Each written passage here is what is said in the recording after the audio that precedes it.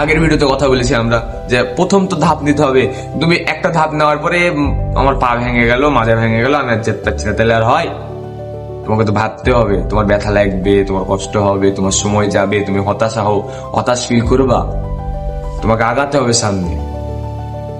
Reel থেকে মনে আছে যে বেশিরভাগ ইনফ্লুয়েন্সাররা, আমরা আপনারা এন্ডুটেড নাম বলে চিনলেন, যারা ক্লিপ তৈরি করেছে মেনলি প্রমোশনের জন্য। মানে এখন যেরকম লং ভিডিও আমরা বানাচ্ছি, লং ভিডিও থেকে শর্টস ভিডিও বানাচ্ছি, শর্টস ভিডিও ছাড়ছি, আবার লং ভিডিও ছাড়ছি। শর্টস ভিডিওতে আমাদের ভিউ আসছে, আর লং ভিডিও থেকে আমরা ওয়াচ আওয়ার পাচ্ছি। তো অত বেশি ভিউ আসছে না লং গুলাতে, কিন্তু শর্টস গুলাতে ভিউ পাওয়া যায় স্ক্রোলের কারণে। তো এই এন্ডুটেড ক্লিপিং জিনিসটা তৈরি করে মনে করেন পুরো জেনারেশনটাকে একটা ভালো দিকে নিয়ে গেছে। কাদের জন্য? যারা আপার ক্লাসে থাকে। আমার কাছে আমি বলবো এখন জেনারেশনাল ভাবে 3 ভাগে ভাগ। একটা যারা চালায়, একটা যারা চালাচ্ছে, আর একটা যারা চলছে।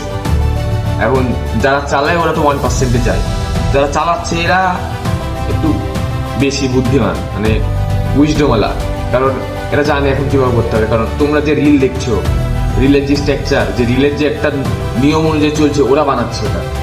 তোমরা নতুন কন্টেন্ট ক্রিয়েটাররা এখন যদি ঢুকবে, নতুন যদি কোনো মানুষের সাথে ওই কোনো একটা টার্গেট নিয়ে পূরণ করবে, হচ্ছে না। কেন হচ্ছে না? কারণ কিছু মানুষ জানে যে কিভাবে চলে।